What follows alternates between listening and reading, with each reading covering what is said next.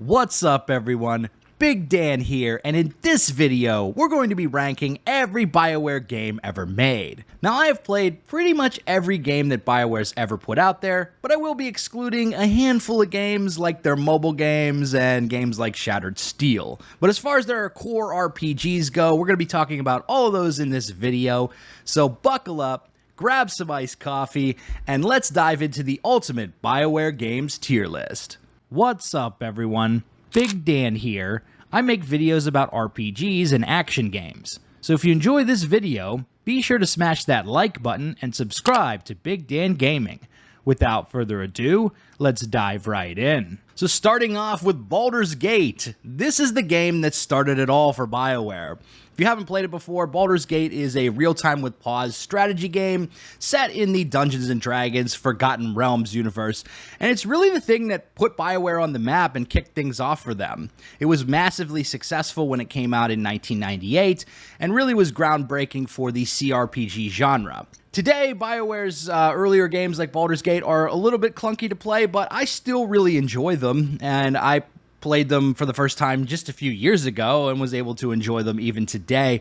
So I definitely think Baldur's Gate is worth a play if you haven't tried it already. I'm going to put Baldur's Gate on the A tier. It's not quite at the level of games that they would put out later in terms of their writing and storytelling along those lines. If you really like those sort of strategic combat games, the combat is really good and the exploration elements are really fun as well, but it does lack some of that flavor in terms of like more in-depth companions and things that you would see in later Bioware games. That being said, I've played probably 100 hours of Baldur's Gate at this point, and it never gets old for me. Has some of the most top-tier voice acting as well, where they had really, just legendary voice actors play some of the roles, and I just really love the game. It is imperative that you make your way to the Friendly Arm Inn. There you will meet Khalid and Jahira. They have long been my friends, and you can trust them. You are indeed family. No other could have lived to oppose me in person. Of course, it will not matter in the end. Ultimately, I will prevail. Next up, we've got Baldur's Gate 2. Now, this game is probably one of the top 25 RPGs ever made. Baldur's Gate 2 is absolutely phenomenal. It built on a lot of the foundation that they created in the first game, and it was the first game that gave you really in-depth companion quests and really in-depth companion characters who had, more interesting backstories, and there was, a ton of really in-depth side quests and things. And it also has one of the greatest villain characters of all time in John Irenicus. I will never forget his scene breaking out of the sort of like insane asylum or like magical asylum where he's like, I cannot be caged. You too, the new prisoner. He's escaped. What? When? Where is he? He's in the lower... Gods, no. He comes. He's here. I cannot be caged. I cannot be controlled. Understand this as you die, ever pathetic, ever foolish.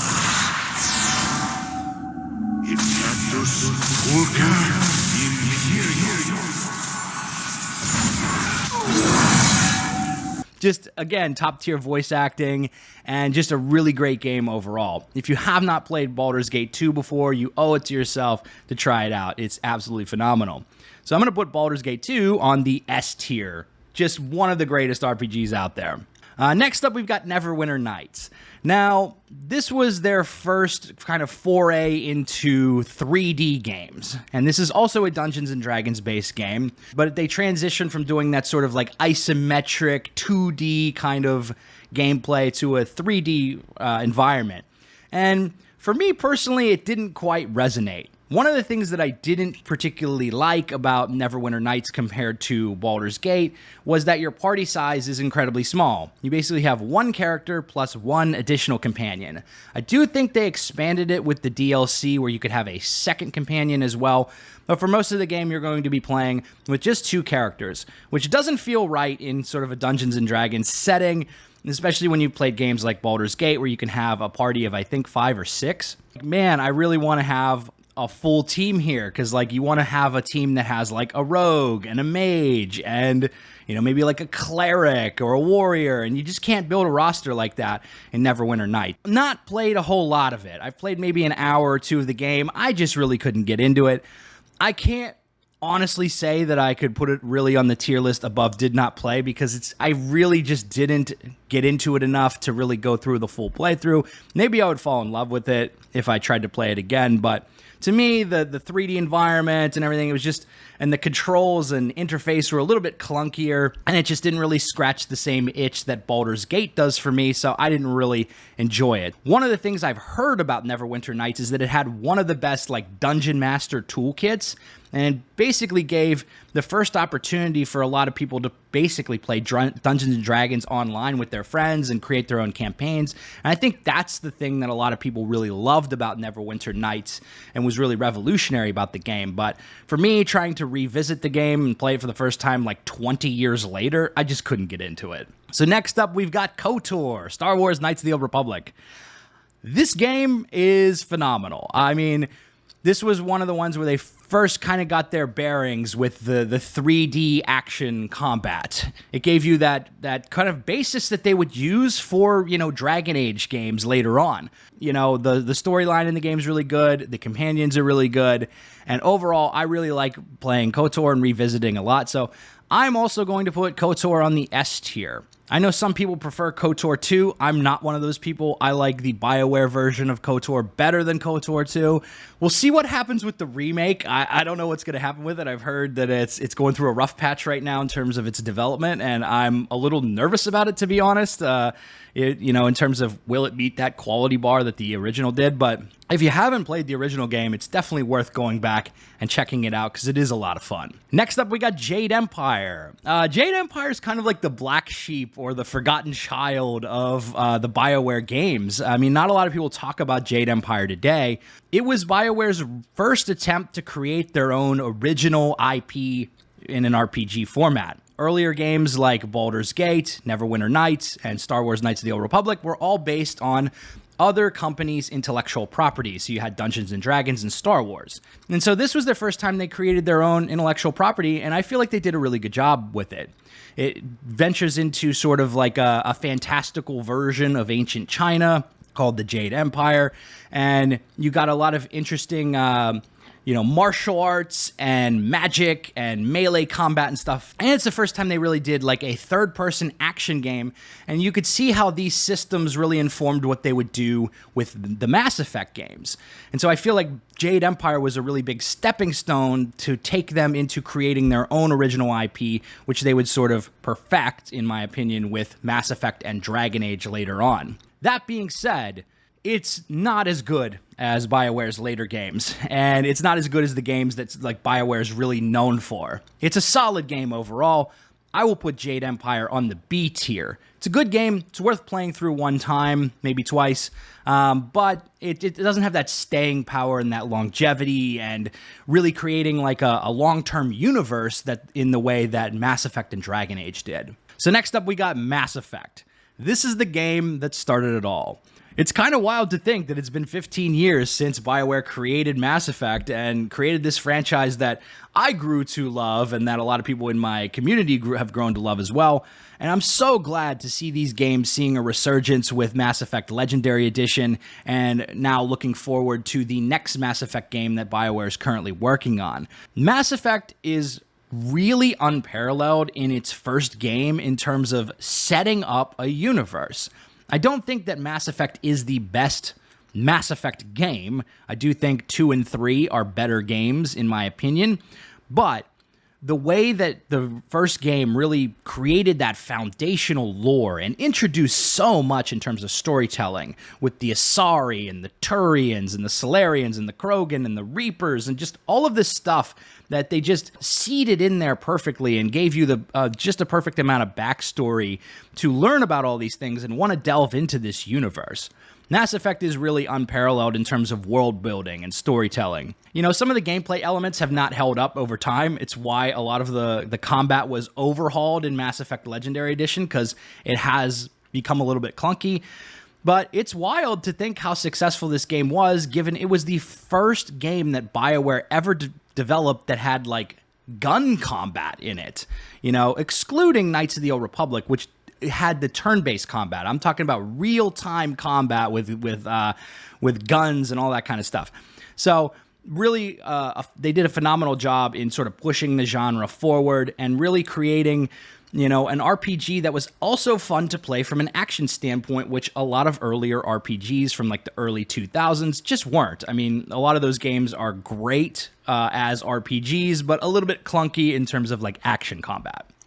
So again, I'm going to put Mass Effect on the S tier. Absolutely phenomenal game. Next up, we got Dragon Age Origins. Now, I think Dragon Age Origins is one of the best RPGs ever made. Definitely one of the best role-playing experiences ever made in video game format. The range of characters that you can play in Dragon Age Origins and the dialogue options that you're given and the story choices and consequences that you're given is really unrivaled, in my opinion. It's absolutely phenomenal looking back on this game, all of the different paths that you can take and the characters that you can play in Dragon Age Origins. And that's why I say it's one of the best role-playing experiences that's ever been made. As far as the gameplay goes, it is a little bit clunky. When I talk to people about Dragon Age, you know, particularly fans who started out with Mass Effect and, you know, gave Dragon Age a try, a lot of people say, I tried Dragon Age Origins, I just couldn't get into it. The combat's a little bit clunky. And I can understand that. It took me a long time to like the combat in Dragon Age Origins. I really didn't like it at first. I got used to it over time. And to me, personally, they tried to blend, you know, what BioWare was basically trying to do with Dragon Age Origins is they wanted to blend old school games like Baldur's Gate and sort of appeal to those fans, but also appeal to, like, newer console gamers who are used to more like action-oriented RPGs. They wanted to create a gameplay system that sort of married those two things. And I do think they did a pretty good job with that. But it still feels a little clunky and slow. And there's not a whole lot of enemy variety either. So a lot of the combat can kind of feel very samey over the course of the game. And there was a lot of combat in Dragon Age Origins. All that being said, one of my favorite games that I've ever played. And it's absolutely in the S tier. I will actually slot it ahead of Mass Effect because I think it's just truly phenomenal. Next up, we got Mass Effect 2. Mass Effect 2 is the GOAT. Everybody loves Mass Effect 2. And, you know, when we talk about the Mass Effect franchise, if you ask players, you know, what's your favorite Mass Effect game? Most people are going to say Mass Effect 2. It definitely has its flaws. I've talked about it in my, like, hour-and-a-half long, you know, retrospective video on Mass Effect 2.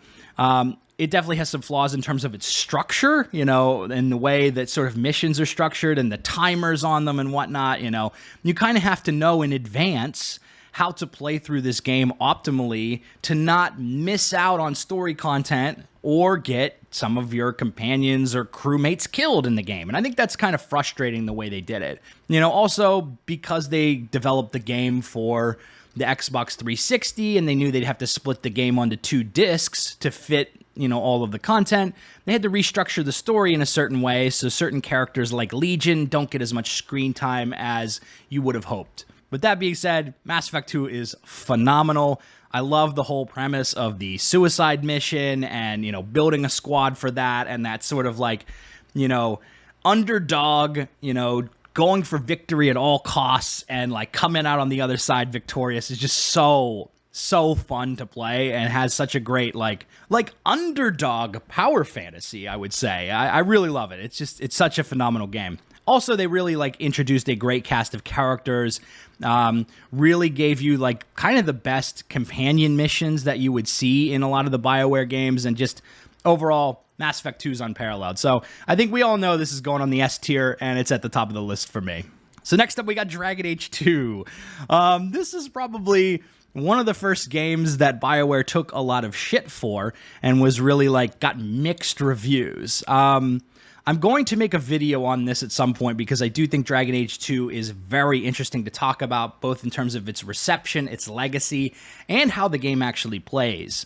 I initially did not like Dragon Age 2 a lot. just like many other people. It is a huge departure from what they did in Origins. You can tell that they slapped this thing together in about a year, which they only had, I think, 14 months to develop this game.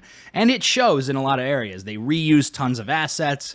A lot of the side quests and stuff are these like basic fetch quests and stuff like that. So it's just, you just kind of feel like there's just so much filler content and whatnot. But inside of all of that, and with all of its flaws, there's still a lot of great storytelling and a lot of great choices and consequences to be made. And you'd be surprised at like all the different variations and paths that things can go on depending on, you know, how you play the game. I kind of explored this a lot in my worst playthrough ever of Dragon Age 2, where I kind of picked a lot of the worst outcomes that you could get in the game. And it's really interesting to kind of see how all of that plays out. Overall, I still think Dragon Age 2 is a really, really solid game. And if you can kind of get over some of its rough around the edges quality and reused assets, and also kind of like divorce the game from Dragon Age Origins and your expectations of what the game is going to be, I think it's a really enjoyable experience. And I'm going to put Dragon Age 2 in the A tier, actually. So next up, we got Star Wars: The Old Republic, the MMO going 10 years strong. I've played a little bit of Star Wars: The Old Republic. I haven't played a lot of it. I'm not a huge MMO guy. I play mostly single-player games. I've dipped my toes into a handful of MMOs over the years, like Elder Scrolls Online. More recently, I've played Lost Ark, and you know, I'm planning on trying to play a few more of these games in the future. Like, I would like to play Ashes of Creation and New World and maybe a few others. We'll see what happens. But again, I can't honestly say that I've given the Old Republic a fair shake, so I'm going to put it in the did not play category, even though I have played it a little bit. I don't know. Again, MMOs, just not really my bag. If I'm going to play a Star Wars game and I have an itch to play that type of game, I would rather play Knights of the Old Republic, to be honest, than just play the single-player game. So maybe one day I'll dive back into the Old Republic, because it is still going, but I've never really like given it a fair shake, in my opinion. So next up, we got Mass Effect 3. I probably diverge a little bit on the Mass Effect fandom overall. For me personally, Mass Effect 3 is my favorite game in the franchise, so I'm actually going to put it at the top of the S tier, and I want to tell you why. The amount of variation in choice and consequence based on previous choices you made in previous games is really wild, and I talked about this in my hour-long review of Mass Effect 3. I don't think a lot of people appreciate Mass Effect 3 for how much there really is there in terms of choice and consequence, because the legacy of this game has been kind of sullied by the ending. If you were to take Mass Effect 3 and look at everything before Priority Earth, or maybe let's say before the assault on the Cerberus base, because things get a little wild there. A lot of the storytelling, a lot of the most memorable moments of this franchise happen in Mass Effect 3. And I think a lot of people don't appreciate Mass Effect 3 for the quality that it has in so many areas of the game, because it fell short in the ending. And that's what people remember the game for, unfortunately. But Mass Effect 3 is phenomenal. It's my favorite Bioware game. It's probably my favorite game ever made, to be honest. And, you know, I love the Citadel DLC. I love all of the DLC. I love all of those, moments with the characters, like shooting bottles on the Citadel with Garrus. You know, I love the Tachanka mission. I love the Rannoch mission. And it's such a great game overall that I feel like gets a little underappreciated. But when I've polled the fandom on when I've polled my community on what their favorite Mass Effect games are, Mass Effect 3 usually does come out ahead of the first game. And I know there's a lot of people in the community that agreed with me that Mass Effect 3 is their favorite. But I probably diverge, because I think the majority would prefer Mass Effect 2. Next up, we got Dragon Age Inquisition. This is another one that's kind of divisive within the Dragon Age community, because, again, there's a lot of OG people who love Dragon Age Origins and really just want to see BioWare make another game like Dragon Age Origins. And Inquisition's very different. Inquisition has moved by the time BioWare made Dragon Age Inquisition, they had moved in the direction of creating these more mainstream, AAA, cinematic storytelling type games, and trying to focus a lot more on flashy action combat, cinematics, and that sort of thing. And so some of the stuff that's, and part of that is also like having a voiced protagonist. Now, Inquisition is interesting in the fact that they actually have 4 options for voice protagonist, 2 male and 2 female. I can't think of any other game that does that has this much dialogue. Like, yes, you can pick, from like 8 voices in Baldur's Gate, but your character never says anything other than like, oh, you want me to go over there? Shit like that. To have 4 different voice actors, playing in this game, I think is incredible and really unparalleled in terms of the AAA RPG genre. But again, a lot of people wanted the silent protagonist and, to be able to create their own sort of character and imagine what they sound like and whatnot. And so those kind of role-playing elements that were really present in Dragon Age Origins have kind of been lost in Inquisition. But Inquisition still has a really great story to tell, has a phenomenal cast of characters, some of the best sort of like companion connections that we've ever seen, and probably for the people who like the romance in BioWare games, I think Inquisition has the best romance arcs and romance options, or at least has the most kind of like options available. I think there's over half a dozen different romances that you can partake in Dragon Age Inquisition. So all that being said, I'm putting Inquisition on the S tier. Do I really want to slot it ahead of Origins? I think Origins is a better role-playing experience. But if I take a hard look at like my playtime on Steam and which game I would actually prefer playing, it's got to be Inquisition. I've done more playthroughs of the game. I tend to prefer the game overall. And if I had to play only one Dragon Age game for the rest of my life, I would probably lean towards Inquisition because I like the gameplay a lot better. All right, so now we're getting into the dark ages of BioWare, that post-2014 era, and we've got Mass Effect Andromeda. Now, obviously, Mass Effect Andromeda had a very bad release. It was extremely buggy on launch. Everybody knows the like my face is tired meme and all the different like bad facial animations and stuff that happened in the game, plus all of the glitches and game-breaking bugs and stuff. It was a disaster. They fixed a lot of that stuff over time, but the problem is Mass Effect Andromeda just does not capture the core elements of what made the original Mass Effect games so great.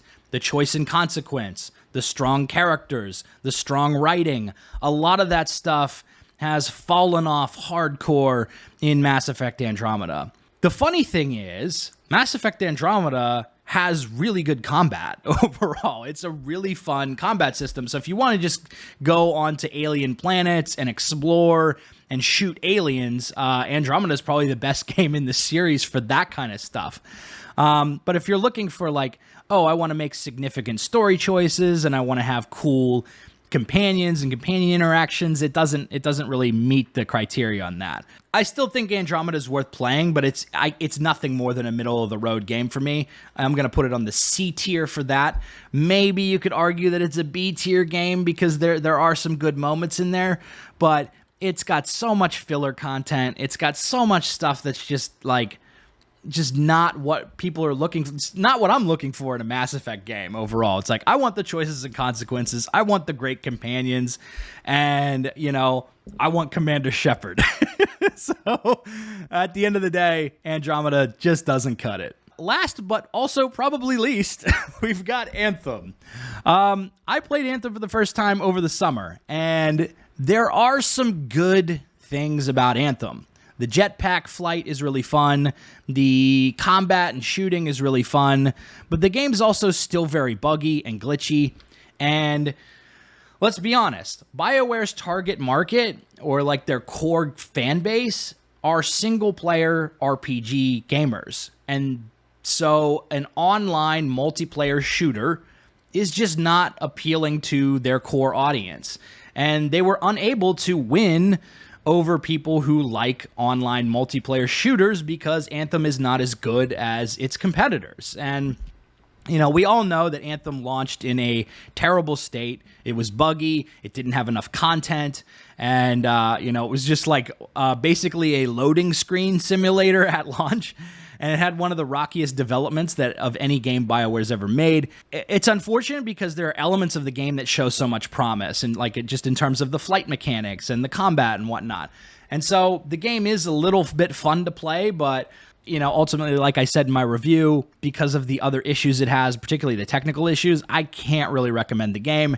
And at this point, it's dead. There's not that many people playing it, and BioWare's already abandoned it, and they're not updating any more content on it. So it's a stain on their reputation that they're going to have to repair with their next release. So we're putting BioWare on the D tier. It's an unfortunate misstep in BioWare's history, and hopefully they can recover with Dragon Age 4 and the next Mass Effect game. So there you have it, ranking every BioWare RPG and major release ever made. If you like this video, be sure to subscribe to Big Dan Gaming for more RPG content like this. Big shout out to all the channel members for supporting my content. Until next time, this has been Big Dan. I should go.